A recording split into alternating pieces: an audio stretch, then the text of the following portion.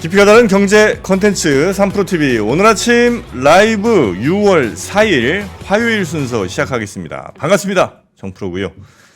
드디어 우리나라가 산유국 대열에 들어서나 하는 기대가 어제 대통령의 긴급 브리핑 이후에 주가도 엄청 관련주가 많이 뜨기도 했었고요. 그리고 실제로 정말 현실화되는 거 아닌가 하는 기대가 생기는 것도 사실이긴 하죠. 천연가스 그리고 석유, 석유 같은 경우는 우리나라 전체가 쓰는 양이 한 4배, 그리고 천연가스 같은 경우는 29배, 1년에 쓰는 사용량에 그 정도로 어마어마한 양이 매장이 돼 있다는 물리조사 결과가 있다고 하는데 좀 차분히 지켜는 봐야 되겠습니다만, 그래도 요게 어느 정도의 파급력이 있는지 그런 이야기들 한번 오늘 심층 인터뷰에서 나눠보도록 하겠습니다. 그전에는 우리 권순우 팀장과 함께 뉴스 3 살펴보도록 하고요. 박병창 이사님의 시장 이야기도 함께 들어보도록 하겠습니다. 그리고 잠시 방송 전에 나갔던 연예인분들 인터뷰, 이제 예능으로 가는 거냐는 분들도 계신데, 저희 3프로TV가 함께 만드는 예능 채널이 하나 있죠. 낙낙이라고, 낙낙. 그거 보시면 유명 연예인들의 또 재밌는 인터뷰도 함께 즐기실 수가 있습니다. 네, 그런 것도 함께 봐주시면 감사하겠고요. 자, 그러면 오늘 뉴스 먼저 권순우 취재팀장과 함께 어떤 뉴스들이 있는지, 어떤 거 체크해봐야 되는지 한번 살펴보도록 하겠습니다. 권 팀장님 어서 오십시오. 예, 안녕하세요. 3프로TV 권순우 취재팀장입니다. 네, 반갑습니다. 반갑습니다. 네. 어제 뉴욕 증시 버크셔 회사의 99% 폭락한 거 보셨습니까? 에? 99%요? 예, 예. 무슨 말씀이세요? 어제 난리 났었습니다. 버크셔가? 예, 버크셔 99% 폭락. 왜? 그 오류, 전산 오류. 전산 오류요? 그 가격에 산 사람들이 있을 거 아니에요? 그것까지는 잘 모르겠어요. 이게 거래가 체결이 됐는지 그건 잘 모르겠는데 예. 어제 밤에 막 잘라 그러는데 톡 엄청 오더라고요. 그렇습니까? 저는 버크셔 때문에 연락이 많이 오진 않고 뉴스케일 때문에 좀 연락이 많아요. 뉴스케일? 예, 뉴스케일 SMR 원전하는 회사인데 거기도 이제 전산 오류 폭락했었거든요. 전산 오류 같은 게 좀 종종 있는 모양이죠, 뉴욕에. 근데 이 정도까지 난 거는 저는 별로 못 본 것 같아요. 그렇습니까? 그러니까 버크셔 해서웨이가 99% 폭락했다 그러면은 네. 에이가 그럴 리가 있냐, 뭔가 문제가 있겠지 이렇게 생각하는데 뉴스케일에서 얘기가 나오니까 막 뭔가 이제 공매도 리포트 나왔냐, 이게 워낙 미래 기술을 좀 다루다 보니까 어제 좀 소동이 좀 있었습니다. 그래요? 예, 그래서 어떻게 저 해서 그냥 혼조세 정도로 마감을 했어요. 다우존스는 0.3% 하락 마감했고요. 네. 나스닥 종합지수는 0.56% 상승 마감했습니다. S&P 500은 0.11% 상승 마감했습니다. 다우존스 같은 경우는 이제 그 전에 언제 급등을 했었던 부분들이 약간은 좀 내려지는 모습을 좀 받았고 영향을 좀 받았고요. 그러니까 NYSE 같은 경우는 영향받은 주식 거래를 좀 중단을 하고서 이게 보안 정보 프로세서 오작동이다라는 얘기들을 좀 했고요. 네. 어제 전해드렸던 그 엔비디아발 그 반도체가 전반적으로 좀 AMD 같은 경우는 좀 하락을 했었고, 엔비디아가 워낙 치고 나가니까 AMD는 하락하고 이런 정도 모양새가 좀 났습니다. 그렇습니까? 예. 자, 미국 시장 간략하게 살펴봤고요. 자, 그럼 이제 뉴스 역시 동해 해야죠. 가야죠. 네, 오늘 예. 그 인덱스에서 국토부의 오성익 박사님 나오셔가지고 네. 석유가스 관련한 얘기 좀 자세하게 해주실 텐데 뉴스 정도 좀 브리핑을 좀 해드릴게요.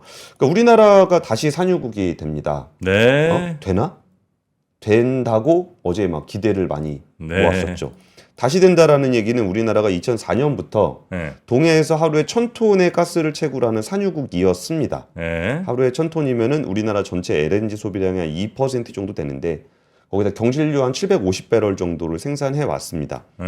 그러니까 정프로님도 어렸을 때 우리는 기름 한 방울 안 나는 나라라고 배우셨죠. 지긋지긋하게 들었죠, 그 얘기. 그거 옛날 얘기예요. 요즘엔 그거 안 가르쳐요. 그래요? 예. 왜냐면은 그 2004년부터 우리나라는 산유국이었기 때문에 그 이후에 교과서에는 그런 얘기가 안 나옵니다. 그러니까 기름이 쓸 만큼은 나오는 거예요, 좀? 나오죠. 하루 LNG 소비량의 2%니까.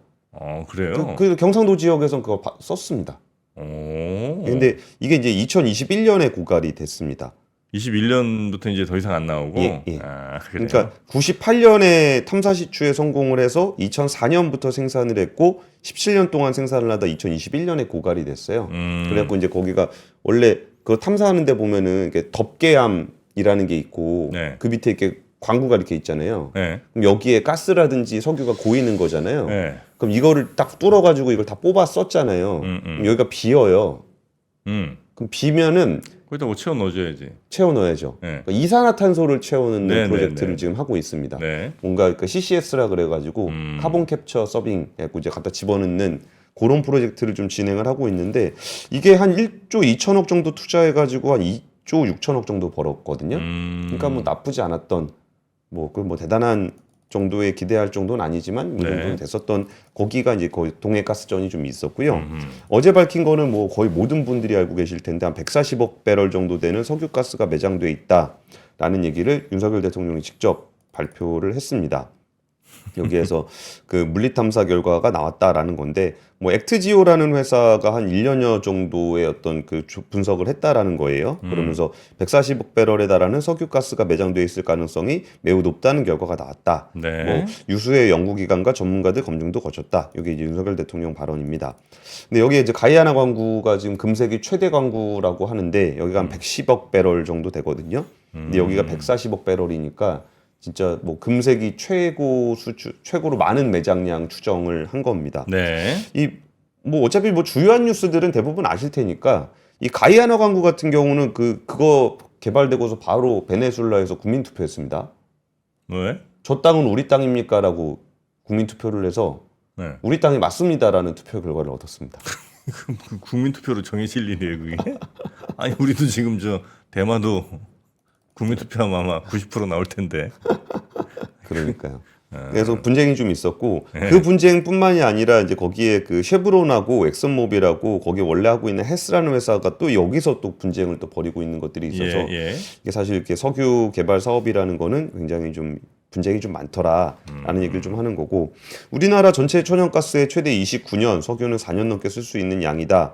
그리고 안덕근 산업통상자원부 장관은 현재 가치로 따지면 삼성전자 시가총액의 5배, 뭐 한 2천조 된다, 뭐 이런 얘기들을 하고 있습니다. 네. 여기에 더해서 가스전의 위치는 영일만에서 한 38에서 100km 떨어진 지역이고 여기에 배타적 경제 수역 안에 있기 때문에 국제 협상은 필요하지 않다라고 얘기했습니다. 매장 지역 지도 많이들 보셨을 겁니다. 네. 여기는 누가 봐도 우리 바다잖아요. 아유, 그렇죠. 예, 뭐 칠광구도 사실 우리 건데 거기에 약간 좀 지도상으로 보면은 야, 이거 조금 먼데? 라는 느낌이 드는데 이 8광구하고 6광구는 누가 봐도 우리나라 땅이기 때문에 근데 일본 그 언론에서는 아니면 댓글에서는 그런 얘기 많이 나옵니다. 왜 동해가 일본 표현으로 일본의 해수를 왜 한국이 탐사하냐 뭐 이런 뭐야? 쓸데없는 소리 하고 있어. 근데 그게 저는 이제 그것도 그거지만 어제 제가 뭐 한국 그 가스공사라든지 무슨 뭐 가스 관련 회사들 있잖아요. 주가를 또 유심히 봤습니다. 예. 예. 어제 모르겠어요. 까공 그 끝에는 어떻게 된지 모르겠는데 하여튼 낮에 보니까 거의 상한가더라고요. 예, 큰 판 벌어졌죠. 예. 저는 그래서 이제 항상 그 매의 눈, 의심의 눈초리로 모든 일을 보지 않습니까? 예. 봤는데 물론 아주 큰 의미 있는 티나는 정도의 수준은 아니지만 지난 금요일 주가가 좀 올랐더라. 미공개 정보 이용 가능성에 대한 네, 얘기를 그래서 해주시는 거죠? 이게 이제 상식적으로 그런 보고들이 이제 막 올라갈 때 과연 그 중간 단계에서 그거를 보고하게 된 사람 당연히 알 거 아닙니까? 대통령이 월요일 아침에 발표할 정도면? 싹 다 조사해야 됩니다. 에이, 너무 그러지 마시고. 아 근데 저는 예전에 그거 한번 한 적이 있었어요. 뭐요? 그러니까 이게 정부에서 발표를 하게 되면은 이런 큰 건이 아니더라도 네. 뭐 잔잔하게 산업통상자원부에서 어디 산업 지원하는 그런 정책들 발표할 때 있거든요. 근데 그런 거 발표를 하게 되면은 그냥 갑자기 그 발표하는 사람이 오늘 아침에 생각나서 오늘 오후에 발표하고 뭐 이런 거 아니잖아요. 당연히 아니죠. 그러면 저 밑에 단부터 살펴보면은 거기에 이제 그 연구하시는 분들도 꽤 있고 그 연구 보고서들이 쫙 올라가요. 이 정책에 대한 검토를 했던 사람들이 쫙 올라가는데 제가 그 취재 현장에서 그런 걸 가지고 주식 거래하는 모습을 너무 많이 봐와가지고 한번 금융위 자본시장 조사국에다가 얘기한 적이 있었어요. 그러니까. 진짜 여기 기준으로 결제 라인 다 조사해야 된다고. 그러니까 이게 정책이 뭐 발표됐을 때 그게 시장에 많은 영향을 주는 경우가 꽤 있지 않습니까? 예. 이게 뭐 모든 걸 다 막을 수는 없을 수 있겠습니다만 그래도 이 보고하고 뭐 결정하는 이 라인 정도는 그 사람과 그 사람의 뭐 배우자, 가족 요 정도까지는 우리가 좀 살펴봐야 되지 않나. 그러니까 거의 모든 공무원들은 안 하는데 특정한 몇몇이 있습니다. 그렇겠지. 그래가지고 그 사람들의 경각심을 좀 높이기 위해서라도 좀 필요하다. 예전에 저런 것도 해봤어요. 식약처에서 그 코로나 바이러스 백신이었던 것 같은데 네. 백신 그 다음 상으로 넘겨주는 그런 발표 식약처에서 9시 반인가 발표한 적이 있었거든요. 네. 그때 막 엄청 뭐라 했었어요. 9시 넘어가면 장렬이었는데 네. 그걸 그때 발표하면 어떡하냐고 막 그랬었는데 아, 그래가지고 제가 그 모의 주식 계좌를 가지고서 삼성바이오 그 저 주식을 샀어요. 9시에. 그래가지고 한 1억 2천만 원 벌었습니다. 모의로. 모의로. 그래가지고 그거를 캡처해서 보여주고 싶어갖고 이거 가지고 미공개 정보 이용하면 이런 식으로도 된다. 예. 그런 적이 있었는데 지금 말씀하신 부분들은 굉장히 중요한 지점입니다. 네, 하여튼 그런 생각이 어제 보면서. 그러니까 정부에서 발표할 때 네. 이거 신경 써야 돼요. 그러니까. 그러니까 이런 거 발표하면 보통 이제 9시 이전에 발표하거나 3시 이후, 3시 반 이후에 발표하거나 이런 네, 거를 네, 조금 네. 금융위 같은 경우는 좀 신경을 쓰거든요. 자본시장을 관리하고 있으니까. 네. 근데 다른 부처에서 나오는 자료들 보면 그거 좀 신경 못 쓸 때가 좀 많은 것 같아요. 그리고 자원개발이라고 하면은 사실 자본개발이라는 거 좀 자본시장에서 자원개발 관련한 테마라든지 투자라든지 좀 보신 분들은 아시겠지만 이게 불안불안하거든요. 네. 그리고 이제 민간 투자라고 한다면은 뭐 하다가 돈 안 되면 안 하고 뭐 이런 정도예요. 그리고 자원개발 가지고 세레모니를 민간에서 굉장히 세게 하는 이유는 이게 그 과정도 굉장히 길고 돈이 되게 많이 들어가요. 뭐 그렇겠죠. 그러니까 처음에 이거 딱 꽂아가지고 뭔가를 발견한 사람이 있으면은 이걸 막 얘기하는 이유는 네. 펀딩 받으려고 하는 거예요. 음. 그걸 가지고 이제 많은 사람들의 돈을 모아가지고 해야 되기 때문에 이게 되든 안 되든 그 사람은 세레모니를 최대한 세게 해야 됩니다. 아. 그리고서 그거를 아니면 탐사권을 팔거나 네네. 아니면은 거기에 펀딩을 받아가지고 거기를 하거나. 근데 일반적인 상황에서 자기가 직접 하는 경우 별로 없어요. 보통 오일 메이저들이 이렇게 들어오거든요. 네네. 그러니까 가이아나 같은 경우도 이제 엑스모빌이나 쉐보론이 들어왔던 이유가 여기를 개발하고 나면 사실 그 나라가 이거를 그러니까 개발할 기술도 없고 돈도 없고 뭐 그러기 때문에 보통은 팔아서 조달을 하게 됩니다. 네. 근데 지금 어떤 단계로 와 있는지를 보면은 그러니까 이런 단계를 거치게 돼요. 석유 개발 단계를 보면 네? GS 칼텍스가 이제 광구권을 확보하고 이거는 민간 기준입니다. 탄성파 검사를 한 다음에 탐사 시추가 요거 한 겁니다. 아, 탄성파 검사. 예. 그 다음에 탐사 시추하고 유전 평가하고 생산 시설 이렇게 되는 과정에 요거가 간 겁니다. 이게 뭐냐면 탄성파라는 게 이게 바다 밑에 땅 밑에 있는 거니까 안 보이잖아요. 네. 근데 탄성파를 이렇게 밑으로 쏘는 거예요. 그럼 밑에 쏘다 보면 이렇게 돌아올 때 뭐 속도라든지 굴절률이라든지 이런 거 보면서 여기에 뭐가 있는가를 추정을 해보는 건데 일단 아까 전에 아까 제 광구 설명을 굳이 들었던 이유가 네. 그 덮개암 두툼한 덮개암이 있어야 되고 그 밑에 이제 공간이 있죠. 네. 그 공간에 뭐 액체라든지 기체라든지 뭐 이런 게 있으면 아무래도 이게 탄성파가 내려갔다 올라올 때 굴절이나 어떤 뭐 그렇겠죠. 속도나 좀 달라질 거 아니에요. 네. 그러면 대충 여기에 그러니까 바다가 있고 두툼한 고체가 있고 그 밑에가 공간이 있는데 여기에 액체가 있을 수 있고 기체가 있을 수 있고 기체가 있는 것으로 추정되면 성형가스가 아니겠냐, 액체가 있는 것으로 추정되면 석유가 아니겠냐 이렇게 보는 거예요. 근데 그 뚫고 들어갔는데 거기가 뭐 그냥 바닷물이 고여 있더라. 그럴 수도 있는 거고. 그럴 수도 있죠. 아. 그러니까 그런 부분들까지 좀 감안을 한 단계가 이제 탄성파 탐사이기 때문에 얘를 그럼 이렇게 뻥 뚫어가지고 이제 거기서 실제로 뭔가 끌어올려갖고 여기에 뭐가 들어있는지를 보겠다라는 거예요.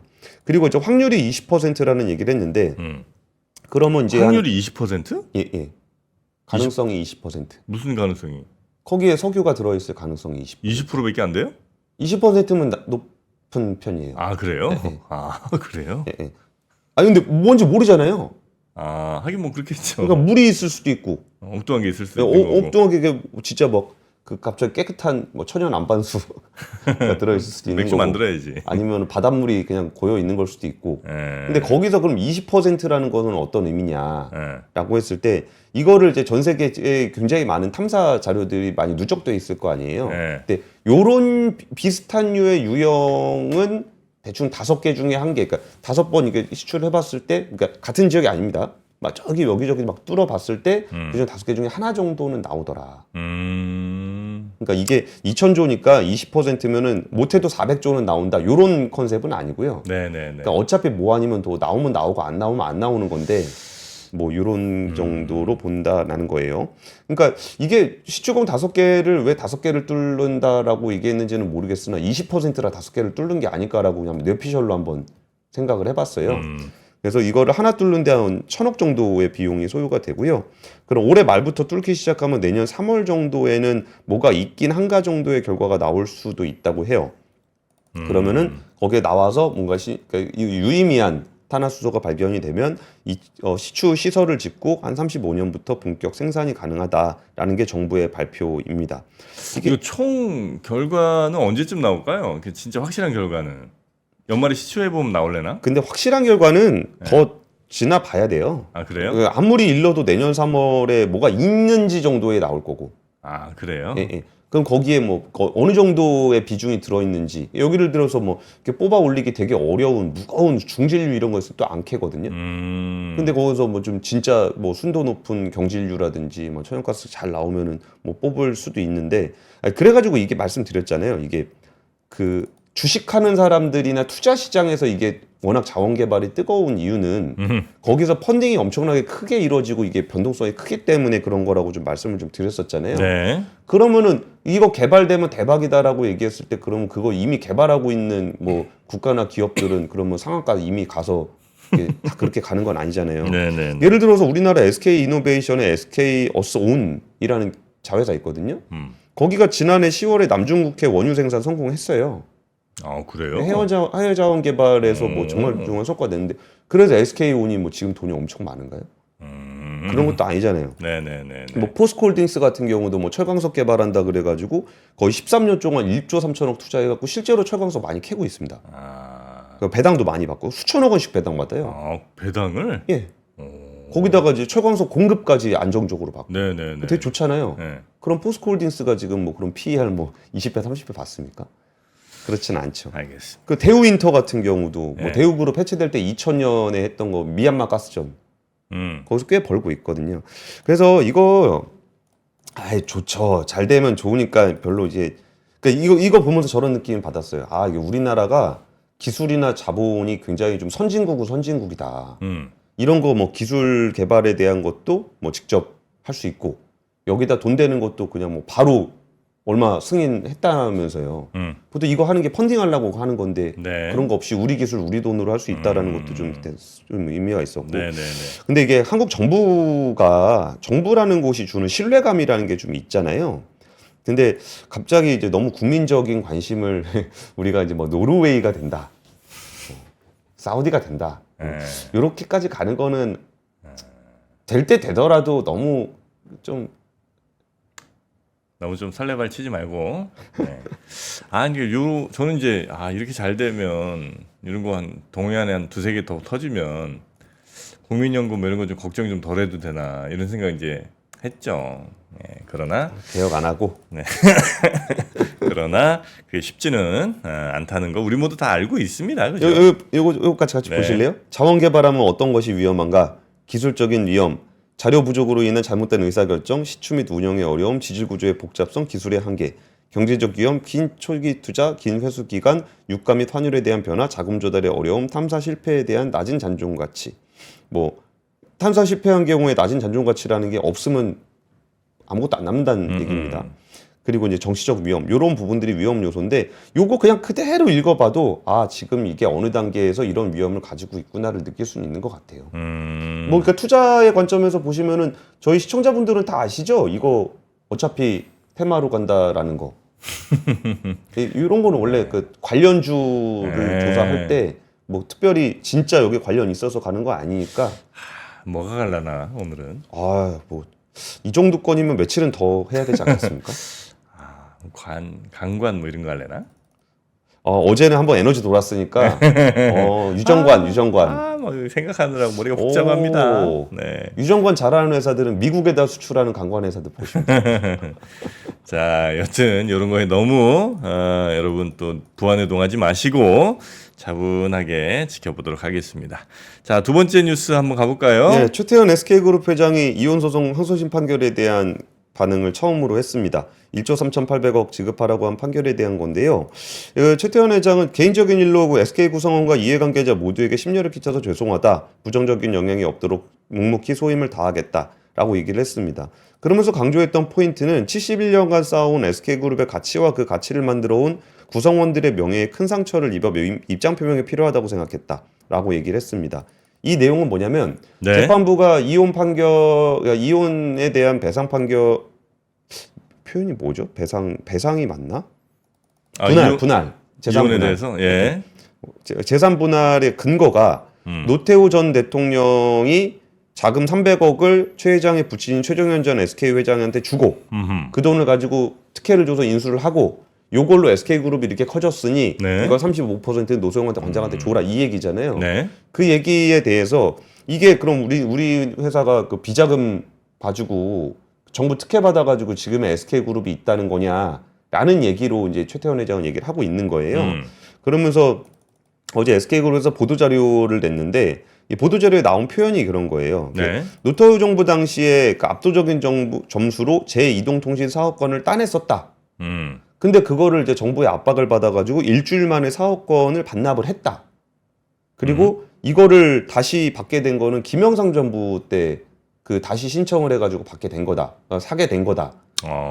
그러니까 이거를 이렇게 노태우 전 정부의 노태우 대통령의 자금을 받아가고 노태우 정부의 특혜를 받아가지고 지금의 SK그룹이 있다라고 하는 것을 자기 구성원들이 노력한 것들을 인정을 안 해주는 거 아니냐, 뭐 이런 얘기인 그래요? 거예요. 예. 이거 뭐 자세한 또 내막 같은 것들은 뭐 법정에서 많이 또 주장을 했겠죠. 근데 그게 이제 이번 법정에서는 받아들여지지 않은 것 같고, 그러니까 그렇죠. 노소영 관장의 주장이 이제 받아들여진 것 같긴 한데, 여튼 SK 최태원 회장 입장에서는 이렇게 얘기할 수 있으나 안 받아들여지고 다음 대법원에서도 그냥 지금의 판결이 유지가 되면 어마어마한 금액을 이제 현금으로 줘야 되는 거고. 그죠? 현금으로 지급하라고 했으니까 만약 못 주게 되면 그 이자만도 뭐 어마어마하더라고요. 그게 뭐 1조에 5%면 500억이잖아요. 그러니까. 네, 근데 그것도 원래 네. 판결이라는 게 끝나야 다 주는 거 아닐걸요? 일로 갔다 막 그럴걸요? 네네네. 일로 갔다 한다라는 거는 이게 두 가지가 있는데, 그러니까 여기서 노소영 관장 쪽으로 보내도 네. 보내려면 거기에 이자 뭐 지급해야 되는 게 있잖아요. 네. 그럼 이게 만약에 대법원 판결을 바뀌면 일 돌아오잖아요. 네. 그럼 받았던 거 다시 다 돌려줘야 되거든요. 그래갖고 그게 돈이 만만치 않습니다. 그게. 네네. 근데 이게 사실 SK그룹이 예전에 제가 한번 길게 파이낸셜 스토리와 SK그룹이 왜 이렇게 변하려고 했는지 그리고 왜 이렇게 재무적으로 어려워졌는지에 대한 설명을 좀 드린 적이 있었잖아요. 이게 SK그룹이 이제 가치 투자 전문 기업으로 거듭나려고 했던 부분들이 이런 태생적 한계에 대한 저기가 있어요. SK그룹 전반적으로. 이게 석유하고 통신이라는 그 양대 축이 정부로부터 인수한 기업들이고 이게 내수를 중심으로 해서 굉장히 장치 산업이란 말이에요. 그럼 여기서 뭔가 연구개발을 통해서 뭔가 혁신 기업으로 변하기가 되게 어려워요. 네. 뭐 예를 들어서 뭐 제가 아무리 열심히 영업을 한들 석유 회사에서 뭐 유가 1달러 왔다 갔다 하는 거에는 비교할 수 없을 정도의 미미한 영향력이잖아요. 네. 그러니까 통신회사에서 뭐 개인 직원이 아무리 열심히 혁신하고 열심히 해봐야 거기서 정부에서 통신요금 내려 그러면 이게 그냥 영향이 크잖아요. 그래갖고 좀 변하려고 했던 그런 부분들이 있는 건데 지금 이 문제가 결국은 SK그룹의 어떤 모태에서부터 시작되는 그런 맥락에서 그 부분을 또다시 이제 구성원들에게 상처를 줬다. 이게 이제 최태원 회장의 얘기가 되는 거죠. 네네네. 근데 이제 법원 판결문을 보면 물론 이제 이 기업이 어떻게 성장했는지 요건 이제 뭐 좀 더 차치하더라도 너무 최태원 회장이 이혼 과정에 있어서 혹은 이제 뭐 이혼 지금 시점으로부터 한 10몇 년 전부터 너무 좀 막했다. 요런 이제 취지가 좀 있는 것 같긴 하더라고요. 그 아내인 노소연 관장한테 너무 좀 심하게 한 거 아니냐. 이제 요런 취지가 좀 있는 것 같긴 하던데 그런 것들을 좀 잘 매니징을 해서 설령 이혼을 하더라도 이렇게 회사에까지 큰 피해를 입히지 않게 정도는 관리를 했어야 되는 거 아닌가 하는 그런 정도의 무게감은 본인이 좀 더 느꼈어야 되는 거 아닌가 하는 생각이 한편으로는 또 들기도 합니다.